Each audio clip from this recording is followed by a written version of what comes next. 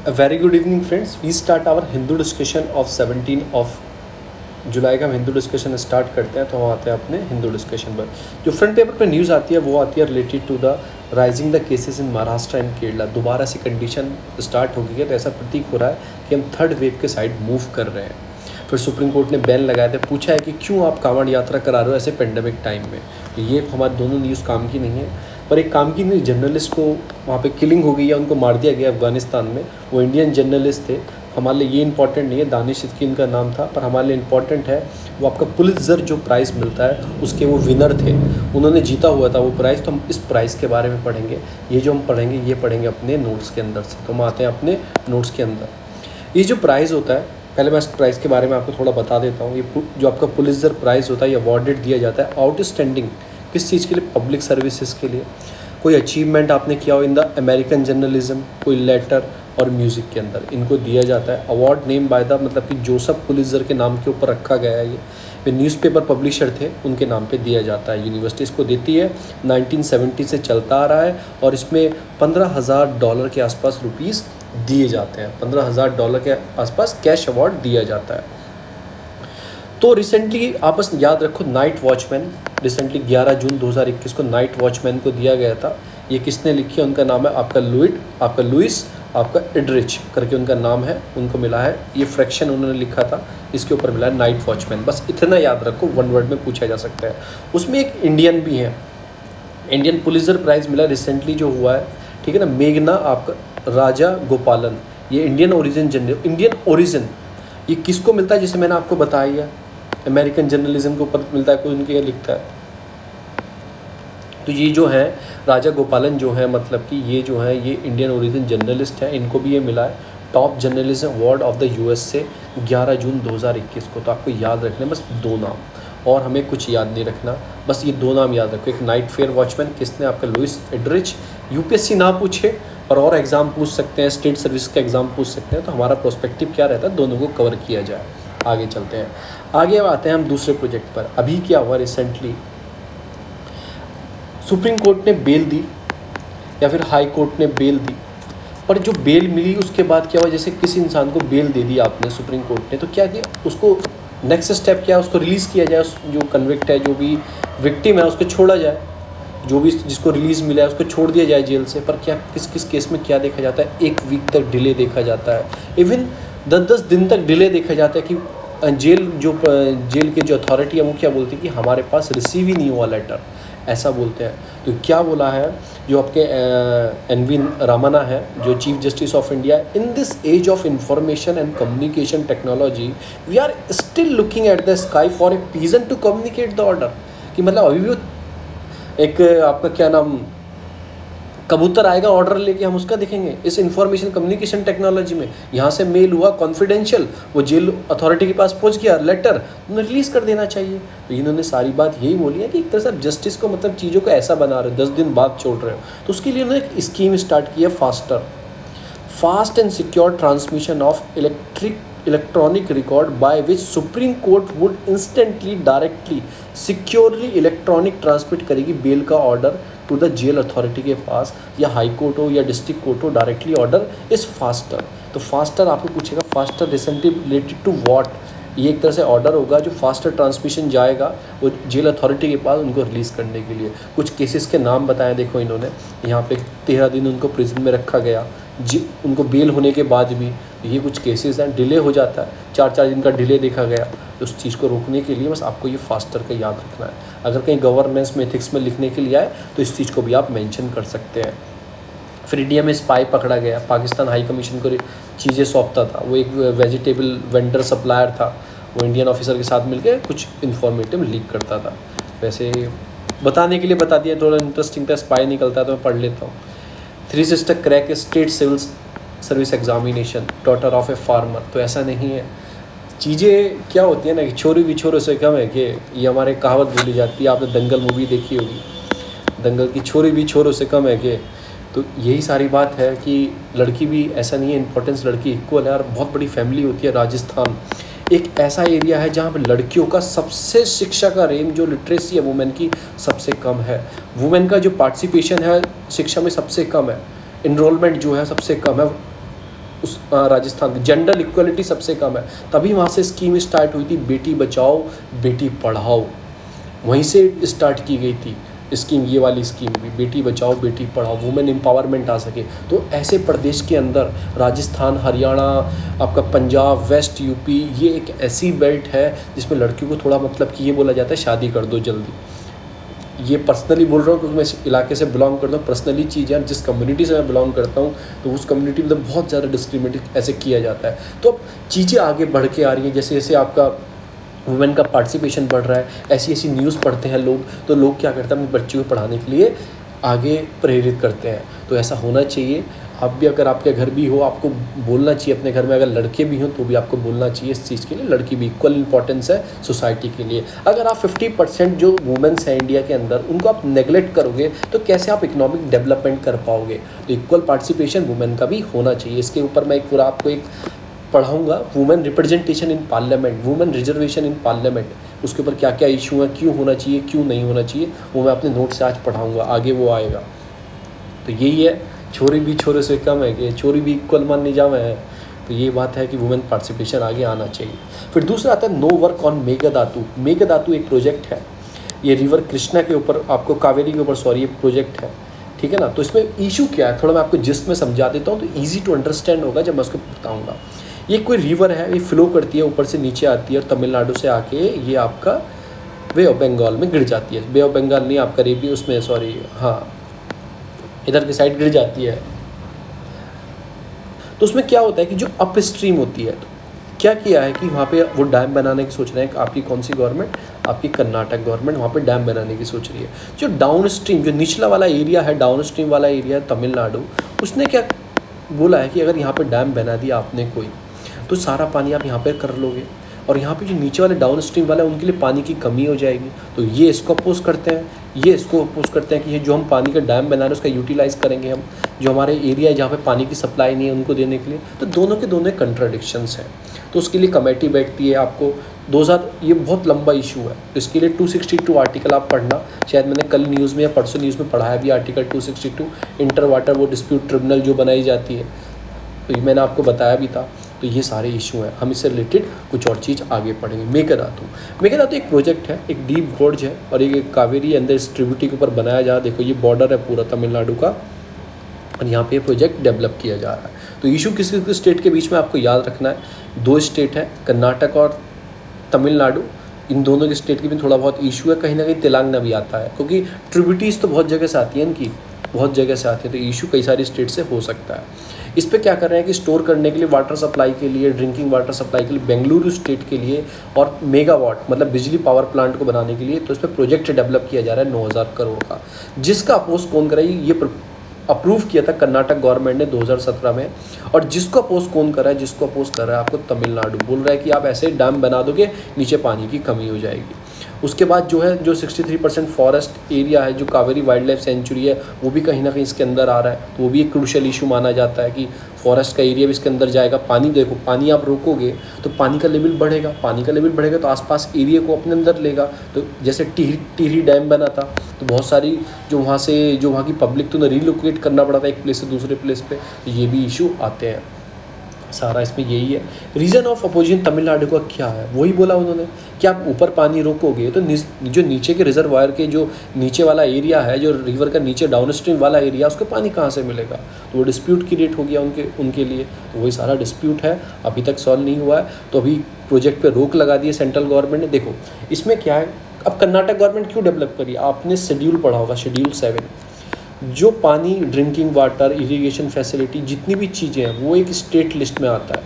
अगर रिवर जो एक स्टेट से दूसरे स्टेट में बह रही है, उनमें कोई इशू है, वो सेंट्रल गवर्नमेंट सुनती है, वो सेंट्रल यूनियन लिस्ट में आता है। शायद यूनियन लिस्ट नंबर 56 है, ऐसा कुछ देख लेना आप, वो पर्टिकुलर याद नहीं है मुझे लिस्ट का कौन सा नंबर है, पर वो यूनियन लिस्ट में आता है, मैं कई बार पढ़ा भी चुका हूँ।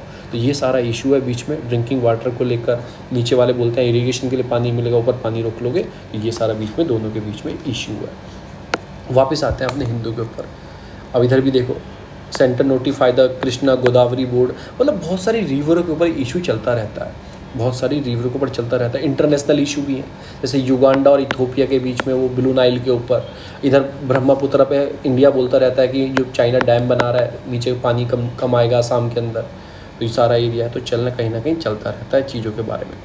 जो पहला एडिटोरियल आता है वो आता है India need a renewed health care system. India को एक नया हेल्थ केयर सिस्टम चाहिए, हमें पेंडेमिक से सबक लेना चाहिए कि इंडिया को कैसे कैसे मोर इफेक्टिव करना चाहिए। देखो मैंने इसका जिस्ट निकाला है, इसका मैंने ऊपर जिस्ट निकाला है, इसमें 3 चीज़ों पे बात करेगा पूरी।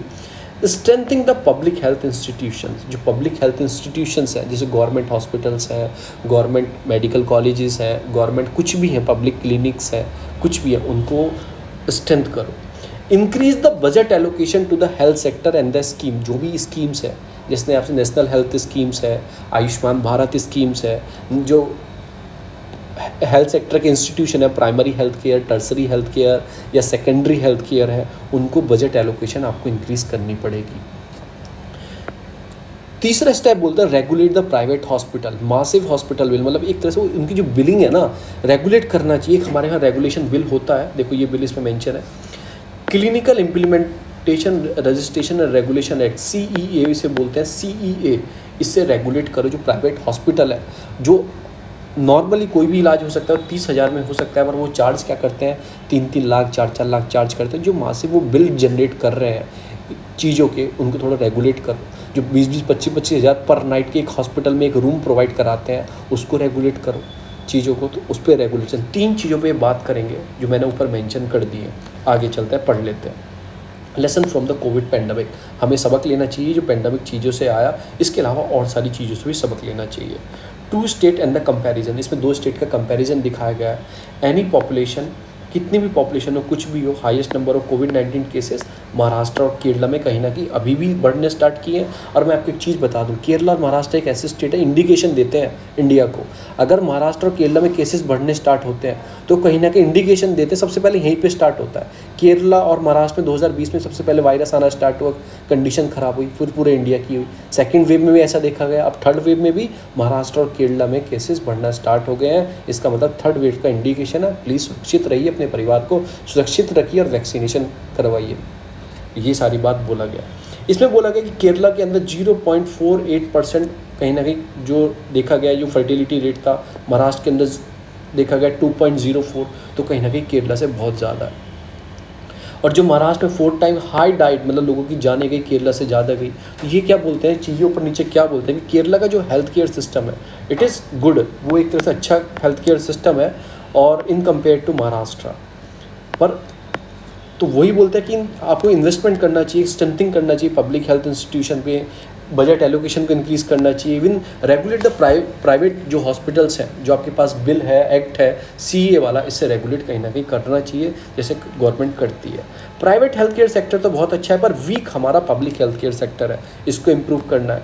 जो रोबस्ट जो गवर्नमेंट ने हेल्थ केयर सिस्टम में पैसा लगाया, केरला गवर्नमेंट ने बहुत अच्छा पैसा लगाया, टाइमली टेस्टिंग किया लोगों का, इफेक्टिवली आउटरीच गया, केस डिटेक्ट किए, मोर रेशनल ट्रीटमेंट दिया। क्यों? उनके हेल्थ केयर सिस्टम अच्छा है। अगर आप विदेशों में जाओगे, इंडिया में जाओगे, सेंट्रल ईस्ट कंट्री में जाओगे, जो सबसे ज़्यादा आपको केरला की नर्सेज मिलेंगी, क्योंकि उनकी जो पैरा मेडिकल स्टाफ है या मेडिकल स्टाफ है, कहीं ना कहीं उन्होंने उसके ऊपर काम किया है।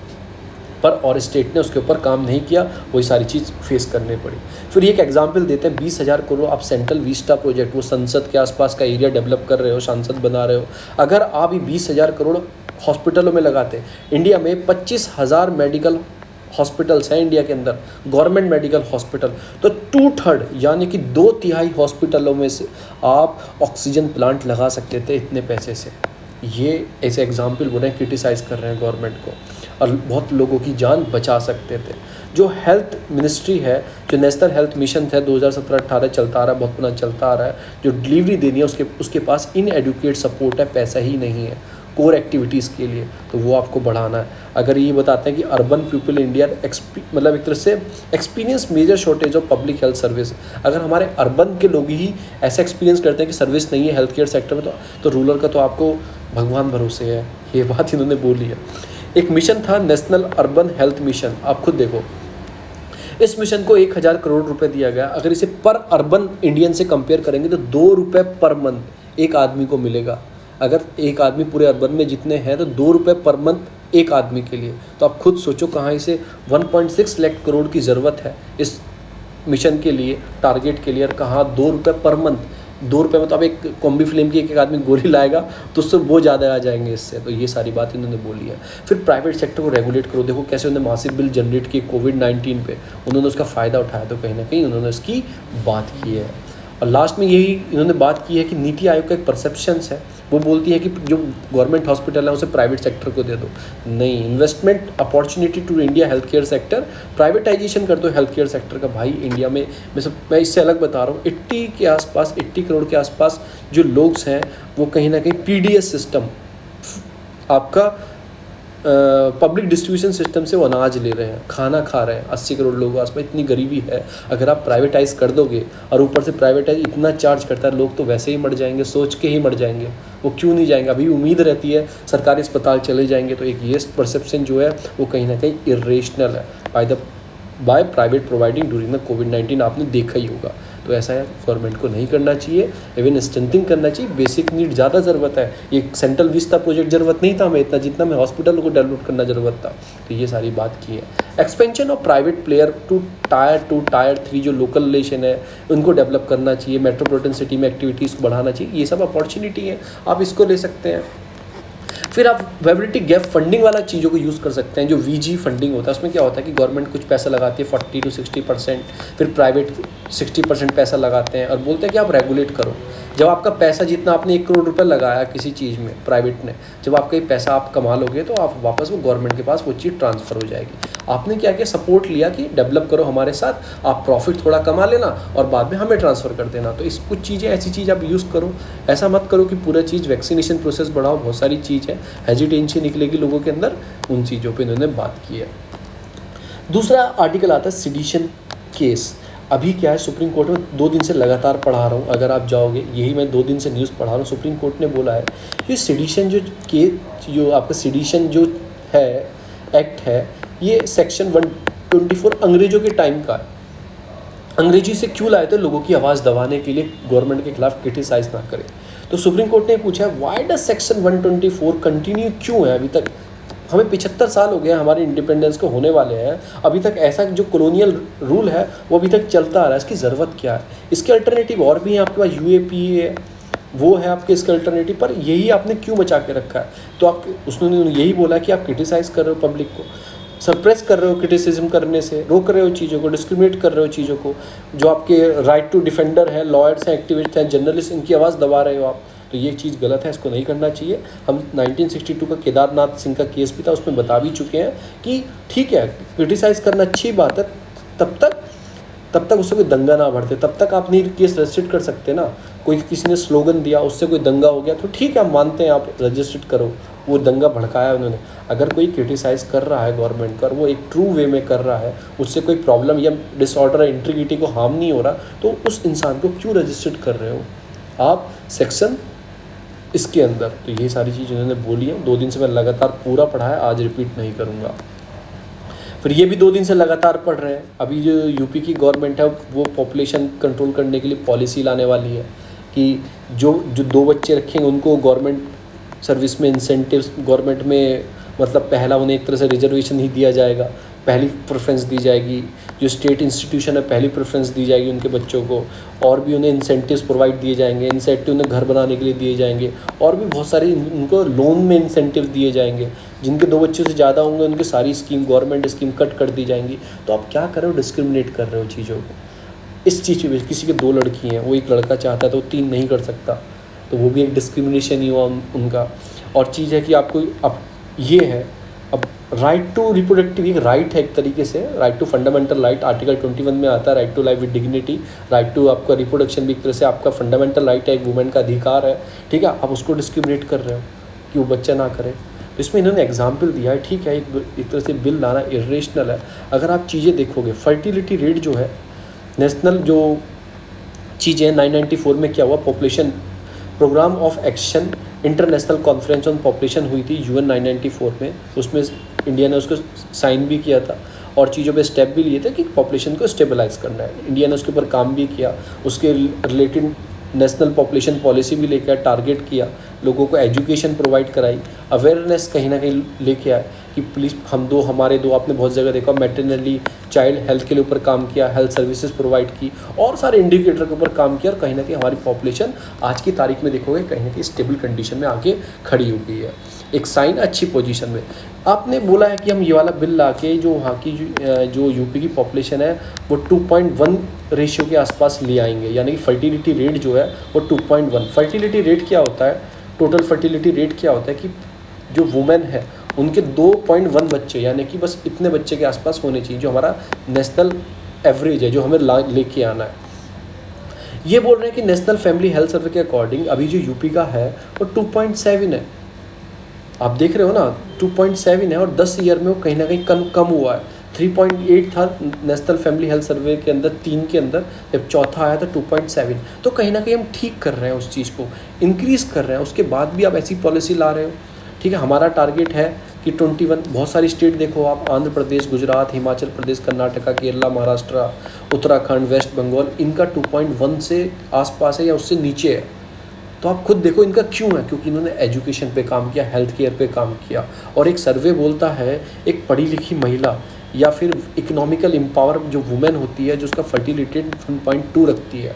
तो आप खुद सोचो, अगर आप शिक्षिता एजुकेशन प्रोवाइड करोगे, हेल्थ फैसिलिटी दोगे, फैमिली प्लानिंग की अवेयरनेस चलाओगे, उससे ऑटोमेटिक आप कम कर सकते हो, आपको डिस्क्रिमिनेशन करने की भी ज़रूरत नहीं है। तो ये सारी बात इन्होंने बोली है इस इंडिकेटर पे कि आप उस चीज़ पे काम करते, ना कि इस चीज़ पे आप काम करते, तो ऑटोमेटिक आपका जो चीज़ है वो अच्छा हो जाता है। इन्होंने बोला है कि जो वुमेन है वो 33% जो स्कूलिंग स्टैंडर्ड है वुमेन का, ठीक है, इन कम्पेयर टू केरला और तमिलनाडु में, इस वजह से चीज़ें हुई हैं कि स्टेबलाइज करने का बेटर जो डिलीवरी है वो हेल्थ है और एजुकेशन सर्विसेज है। अगर आप ये अच्छा रखोगे तो ऑटोमेटिक हो जाएगा। फर्स्ट ये है। फिर issue of child sex ratio, आप खुद देखो, जिसके 2 लड़की हैं, ठीक है, एक लड़की हो गई, वो चाहेगा कि उसकी एक दूसरी लड़की ना हो। वो क्यों चाहेगा दूसरी लड़की ना हो, उसे एक लड़का चाहिए, क्योंकि 3 बच्चे करेगा तो लड़के को कोई लाभ नहीं मिलेगा, गवर्नमेंट जॉब नहीं, प्रेफरेंस मिलेगा, ये सब नहीं मिलेंगे, इंसेंटिव नहीं मिलेंगे। तो चाइल्ड सिलेक्शन जो प्रोसेस होता है वो अबॉर्शन वाला, कि लड़की हो रही है उसे मार दो, ये सब कर दो, तो कहीं ना कहीं इस पर भी खतरा बन सकता है, इम्पैक्ट पड़ सकता है। चाइल्ड सर्विस जो चीज़ें हैं, जो आपने काम कर रहे हो, जो चाइल्ड का रेशियो है अच्छा करने के लिए, उस पर इम्पैक्ट पड़ सकता है कहीं ना कहीं इस चीज़ की वजह से। यूपी का ऑलरेडी बहुत कम है, यूपी का इतने 1000 मैन पे 903 ही महिलाएं हैं, चाइल्ड सेक्स रेशियो ऑलरेडी कम है। आप देखो और स्टेट का, केरला का 1000 से भी ऊपर है, यानी महिला ज़्यादा है in compare to man. Tamil Nadu का भी कहीं ना कहीं अच्छा है। तो आप इतना आप जो इम्प्रूव किया है अपना चाइल्ड सेक्स रेशियो में, वो कहीं ना कहीं आप ख़राब कर दोगे, उस चीज़ पर भी आपको ध्यान देना है। और फिर राइट टू हेल्थ केयर ये हो, तो आपका फंडामेंटल राइट है, डिग्नी के अंदर चीज़ें आती हैं, उन चीज़ों आपको सोचो, उन चीज़ों का आपको वर्क करो। एक रॉन्ग पाथ फॉलो किया है आपने कंट्रोल करने के लिए पॉपुलेशन के लिए, आपको अच्छा पाथ फॉलो करना है, चीज़ों का वेलफेयर चीज़ें आपको देनी है, स्टेप लेना था वेलफेयर चीज़ों के ऊपर आपको। तो वेलफेयर प्रोग्राम आपको स्टार्ट करने थे वुमेन को देने के लिए, ताकि वो सोच पाएँ, फैमिली प्लानिंग कर पाएँ। तो ये सारा आर्टिकल इसके ऊपर आता है। आगे चलते हैं, ये वैक्सीनेशन से रिलेटेड है। फिर सुप्रीम कोर्ट ने बोला है कि जिन लोगों को मतलब इंटरिज्म बेल दी गई थी, मतलब जो बेल दी गई थी कोविड टाइम पे, आपने देखा होगा कि कुछ लोगों को बेल दी गई, क्योंकि हमारी जेल जो है वो ओवर क्राउडेड है। ओवर क्राउड से एक समस्या उत्पन्न होती है कि जो फर्टिलिटी रेट था, मतलब फैलाव का दर था कोविड का, वो बढ़ सकता था जेलों के अंदर। तो जो जिनका मतलब कि केसेस चल रहे थे उनको जेल में रखा गया था, पर प्रूफ नहीं हुए थे, ट्रायल चल रहा था, प्रूफ नहीं हुआ था, उनको छोड़ने की बोला था कि इनको 6 महीने के लिए, 7 महीने के लिए छोड़ दो। तो यही है कि कम केस रजिस्टर्ड करो, बिल्कुल लास्ट रिसोर्ट में इसको गिरफ्तार करो। तो उनको मतलब सरेंडर करने के मत बोलो, जिनको इंटरिज्म बेल पे छोड़ा गया उनको मत बोलो सरेंडर करने के लिए, उनको थोड़ा और टाइम दो, क्योंकि पेंडेमिक अभी चालू है। तो हम पढ़ेंगे overcrowded jail, reason and the solution India में क्या है। उसके बाद RTI पढ़ेंगे, ये तो हमारे जानने के लिए नहीं है, RTI के बारे में पढ़ेंगे, RTI एक्ट है क्या, इसके बारे में हम पढ़ेंगे। हम आते हैं अपने हिंदू नोट्स पर। जेल कंडीशन इन इंडिया, सबसे बड़ा इशू आता है, एक bureau of police research development है, BPRD। इसने इन्वेस्टिगेशन रिसर्च की थी और एकेडमिक और लीगल एक्सपर्टीज 2018 में। इसने 2 टॉपिक मतलब शॉर्टलिस्ट किए थे कि ministry of home affair recently. Topic क्या था, स्टेटस ऑफ रेडिकलाइज